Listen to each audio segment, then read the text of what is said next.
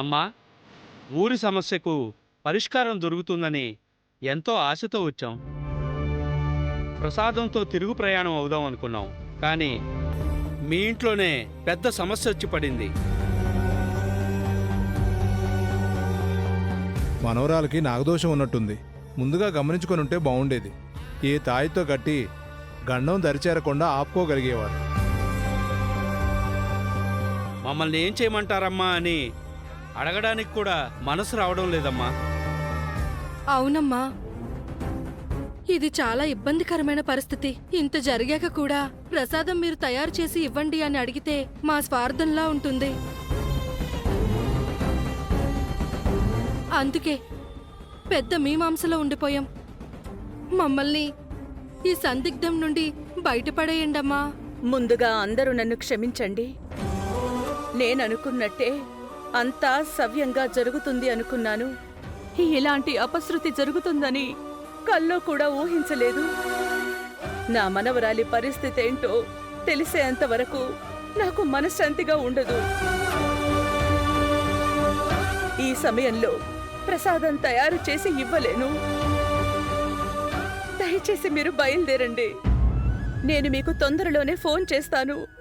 ఊరి సమస్యకు పరిష్కారం చూపిస్తాను. సరేనమ్మా, అప్పటి వరకు ఏదో రకంగా ఇబ్బంది పడుతూ నెట్టుకొస్తాము. మీరు మాత్రం మనవరాల్ని కాపాడుకోండమ్మా.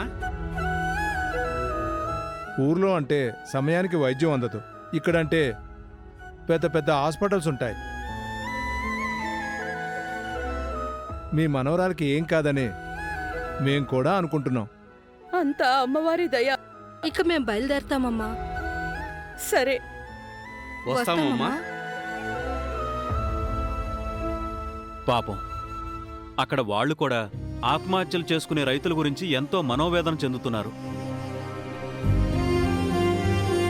మనం తీసుకుని వెళ్లేది ప్రసాదం కాదు, మన బతుకులు, మన మెతుకులు అనుకున్నారు.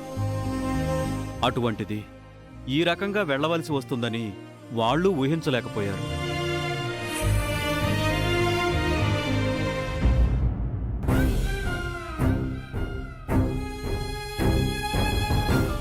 డాక్టర్, నా కూతురు ఎలా ఉంది? ప్రమాదం నుంచి బయటపడిందా?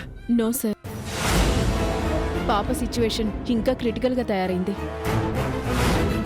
మీరు హాస్పిటల్కి తీసుకొచ్చే సమయానికి తన బాడీ అంతా పాయిజన్ అయిపోయింది.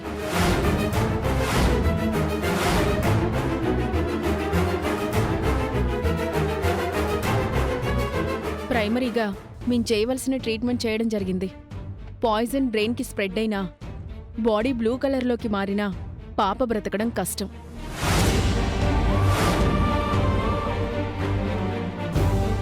Very sad. It's a hopeless condition. అలా అనకండి డాక్టర్. డబ్బులు ఎంతైనా పర్వాలేదు, మేము చూసుకుంటాం. మీరు ఎటువంటి కాస్ట్లీ ట్రీట్మెంట్ కి సజెస్ట్ చేసినా వీఆర్ రెడీ డాక్టర్. ఎవరైనా స్పెషలిస్ట్ ని రప్పిస్తారా? రప్పించండి, మేము భరించగలం. మీ బాధ నాకు అర్థమవుతుంది, బట్ డబ్బులతో అన్ని సమస్యలకి పరిష్కారం దొరకదు కదా. We will try our level best.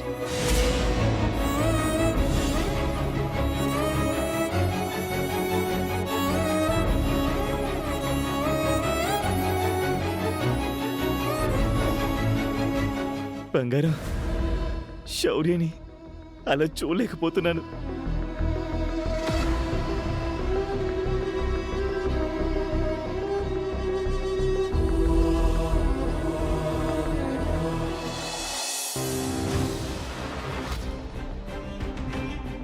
అమ్మవారి ప్రసాదం తయారు చేస్తున్న రోజున ఇలా జరగడం ఏంటి?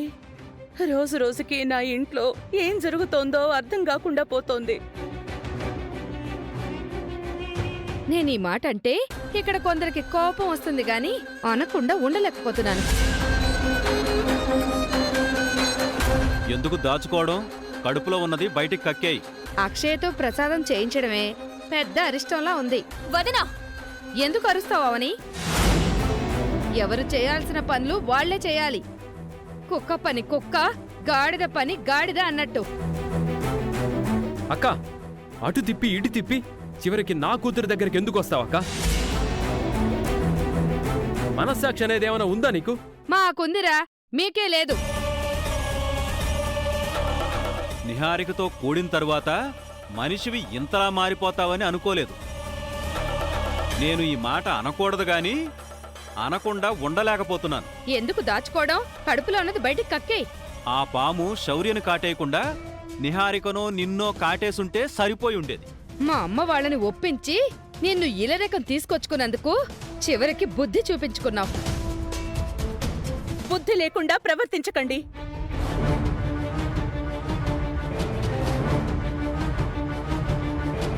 అవతల శౌర్య పరిస్థితి ఏ క్షణాన ఎలా ఉంటుందని నేను కంగారు పడుతుంటే మీరు అర్థం పర్థం లేకుండా గొడవ పడతారేంటి?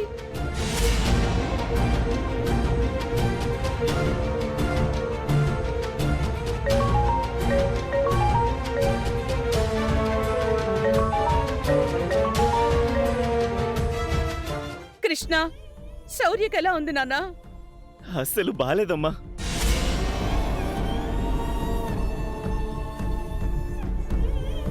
ఒళ్ళంతా విషం ఎక్కేసిందని డాక్టర్లు చెప్తున్నారు.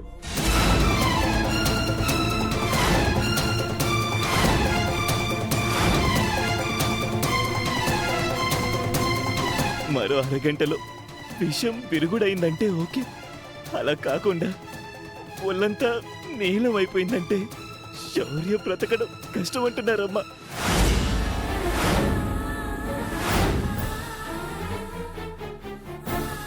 ఆల్మోస్ట్ 99% ఆశలు వదులుకోమని డాక్టర్ చెప్పేసినట్టు. అలా అనుకురా, శౌర్యకేమీ కాదు. అత్తయ్య, శౌర్యం నేను కడుపున మోయకపోయినా జన్మనివ్వకపోయినా ఈ జన్మకు శౌర్య నా కూతురు అనుకొని అల్లారు ముద్దుగా పెంచుకుంటున్నాను. శౌర్యకి జరగరాందేదైనా జరిగిందంటే మాత్రం మీరు 3 శవాలను చూడాల్సి వస్తుంది.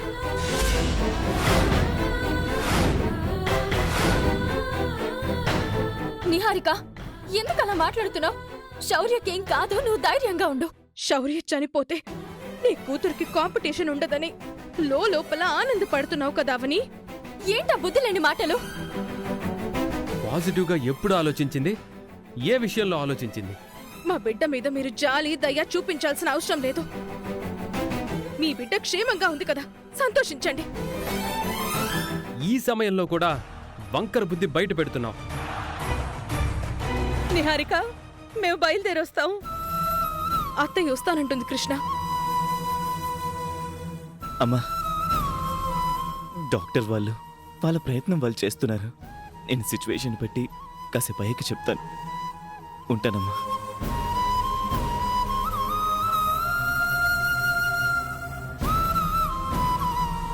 భగవంతుడా, ఎందుకింత కష్టం వచ్చింది?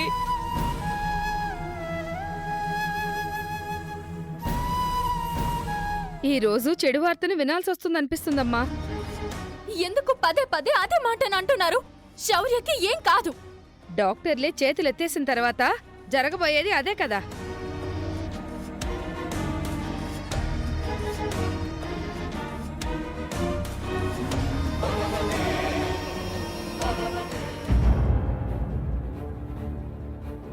డాక్టర్, మా శౌర్య కండిషన్ లేదంటే బెటర్మెంట్ ఉందా? పాయిజన్ బ్రెయిన్ కి కూడా స్ప్రెడ్ అయిపోయే స్టేజ్ వచ్చింది. తన కండిషన్ గురించి ఇలా చెప్పడానికి మాకే ఇబ్బందిగా ఉంది.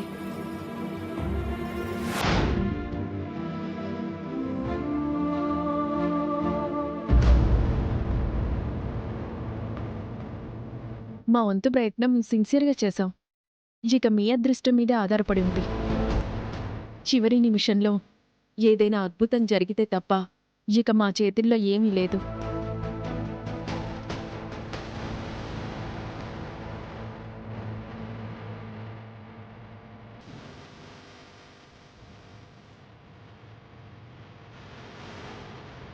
ఏం చేయాలో ఏం పాల్పోవడం లేదు బంగారం. ఏం పోయినా మళ్ళీ మనం తిరిగి సంపాదించుకోవచ్చు.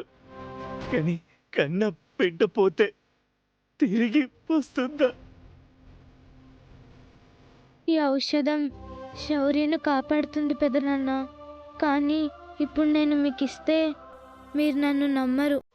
అందుకే డాక్టర్ దగ్గరికి వెళ్ళి బ్రతిమలాడుకుంటాను.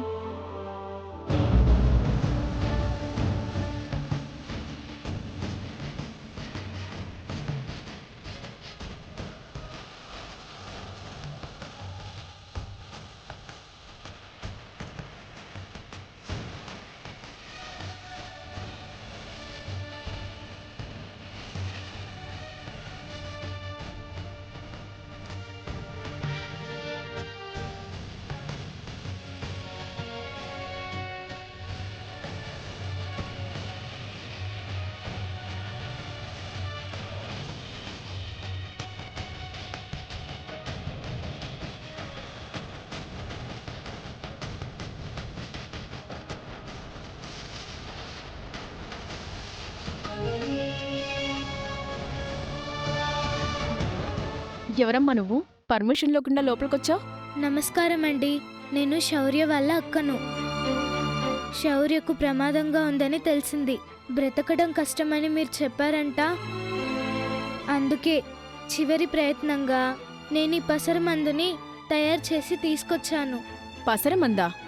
ఏంటమ్మా ఆటల్లా ఉందా నీకు? పవర్ఫుల్ ఇంజెక్షన్స్ ఇచ్చాం, మా వైద్యానికే రెస్పాండ్ కావడం లేదు. నువ్వేదో పిచ్చి పసరు మందు తయారు చేసి తీసుకొస్తే మేం నమ్మాలా? పిచ్చిది కాదు డాక్టర్, మీరు వాడే మందులు ప్రకృతి నుంచి వచ్చినవే. నేను తయారు చేసింది కూడా ప్రకృతి ప్రసాదించిన వనమూలికల నుంచే. రూపం వేరు, తయారీ విధానం వేరు, అంతే. దుర్గమ్మ గుడిలో నారాయణ శర్మ అనే పూజారి గారుంటారు. ఆయన పేరు ఎప్పుడైనా విన్నారా? విన్నానమ్మా. ఆ తాతయ్య దగ్గర వేదంతో పాటు వైద్యం కూడా నేర్చుకున్నాను. పాము కాట్లకు విరుగుడునిచ్చి ఇంతకు ముందు కొందరిని కాపాడాను కూడా. మిమ్మల్ని నమ్మించే అంత వయసు నాది కాదు. అమ్మవారి మీద ప్రమాణం చేసి చెప్తున్నాను, నా చెల్లెలు దీంతో ప్రమాదం నుంచి బయటపడుతుంది. నన్ను నమ్మండి. బయటున్న పెదనాన్న దగ్గరకు వెళ్ళి నేను ఇవ్వచ్చు. ఇంటి పరిస్థితులు బాగోలేవు, అందుకే వాళ్ళు నన్ను నమ్మరు. ఈ విషయం మీరు వాళ్ళతో చెప్పకండి. మీ కాళ్ళు పట్టుకుంటాను. అయ్యో, నా చెల్లెల్ని లేమ్మా, బ్రతికించండి. లే. నువ్వింతలా చెప్తున్నావంటే నమ్మక తప్పడం లేదు. పూర్తిగా ఆశలు ఎదుర్కోవడం కన్నా దీంతో చివరి ప్రయత్నం చేయడం మంచిదనిపిస్తుంది. Thank you doctor. నేను తాగించొచ్చా? సరే.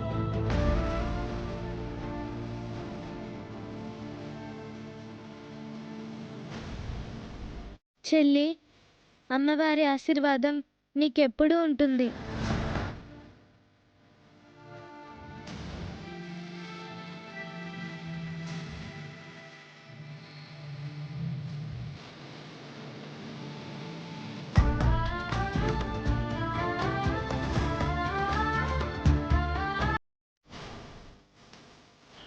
నా చెల్లెలు 10 నిమిషాల తర్వాత కోలుకుంటుంది. ఇక నేను బయలుదేరుతాను డాక్టర్.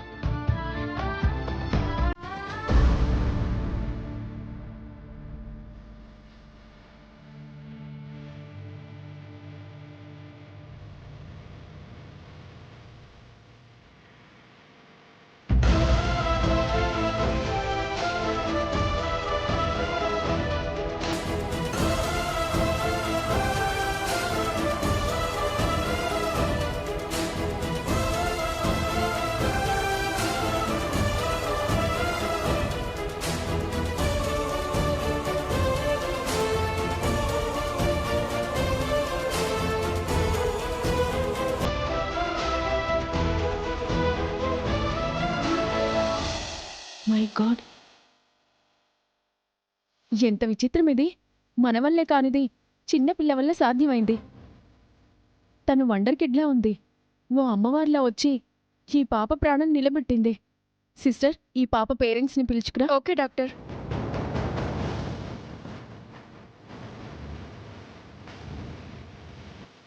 సార్, డాక్టర్ గారు రమ్మంటున్నారు.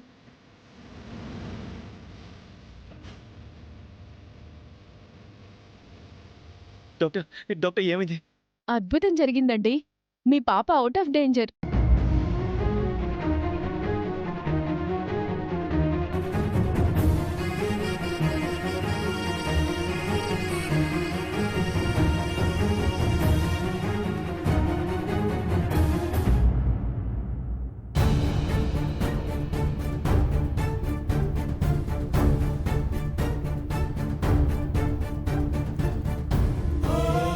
శౌర్య ఇంటికి క్షేమంగా తిరిగి రావాలి.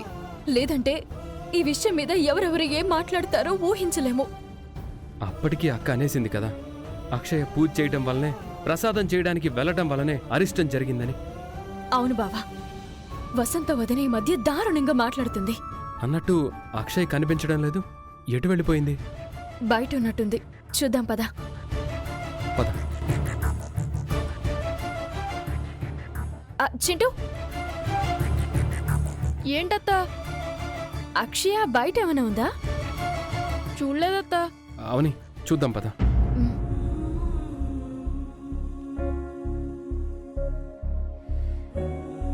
అక్షయ, ఎక్కడికెళ్ళావమ్మా? ఊరికే అలా బయటికి వెళ్ళొచ్చానమ్మా.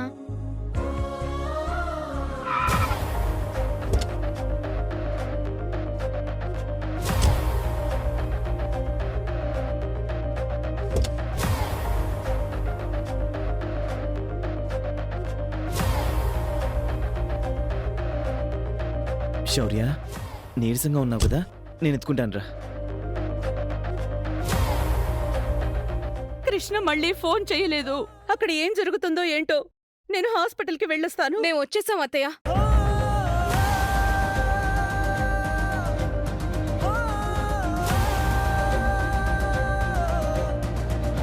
శౌర్య, శౌర్య,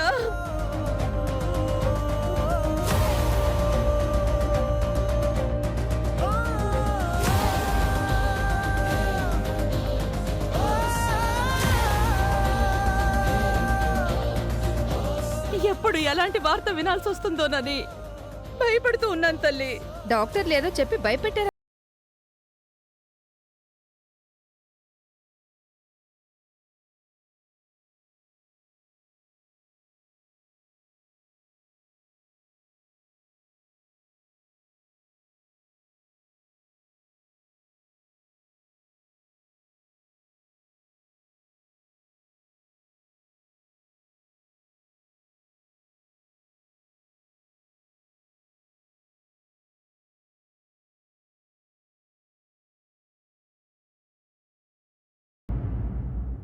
నేను చనిపోతే ఇక అక్షయ్ ఈ వంశానికి ఏకైక వారసురాలు అనుకున్నారేమో. గండం నుంచి తప్పించుకుని ఇలా వచ్చావో లేదో అప్పుడే నువ్వు కూడా మొదలుపెట్టేశావా? ఈ ఇంట్లో ఎవరికి ఏది జరిగినా అందరూ అవని అత్తని అక్షయనే అంటున్నారు. This is not correct. ఎందుకు అందరూ ఇలా తయారయ్యారు? వీళ్ళ వల్ల మంచి జరిగినప్పుడు మాత్రం ఎవరూ గుర్తించడం లేదు. ఒరే చికాగో, నువ్వు చిరాకు తెప్పించకరా. అసలు ఇదంతా జరగడానికి కారణం ఈ అక్షయే.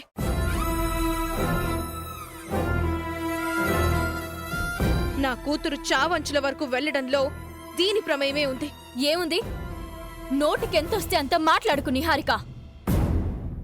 అక్షయ ఏం చేసిందని అలా అంటున్నావు? ఇది పాములను అవలీలగా పట్టుకోగలుగుతుంది. పాముల నరసమల. ప్రసాదం తయారు చేయడం తప్పించుకోవాలంటే ఏం చేయాలా అని ఆలోచించింది. బయట నుంచి పామును తీసుకొనొచ్చి నా కూతురు మీదికి ఉసిగొల్పి పంపించింది. అది కాటు వేసింది.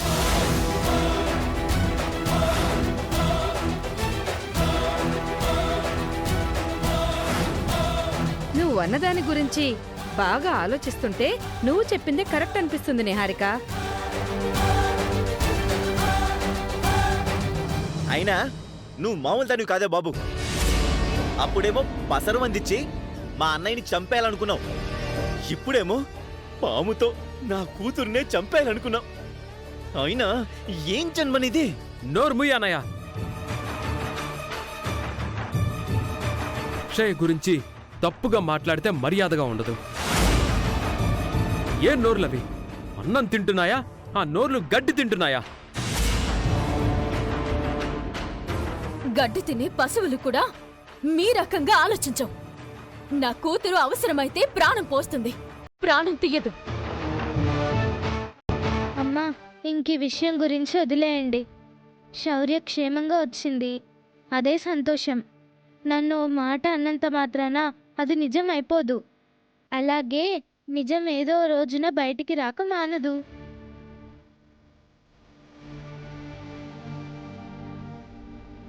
ప్రసాదం తయారు చేసే అవకాశం నాకు రావడం నా అదృష్టం.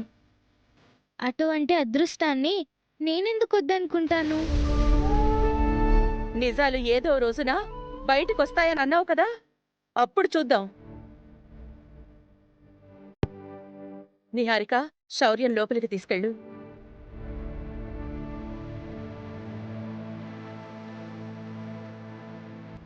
అమ్మవారి దయ వల్ల నా మనవరాలు పునర్జన్మని పొందింది.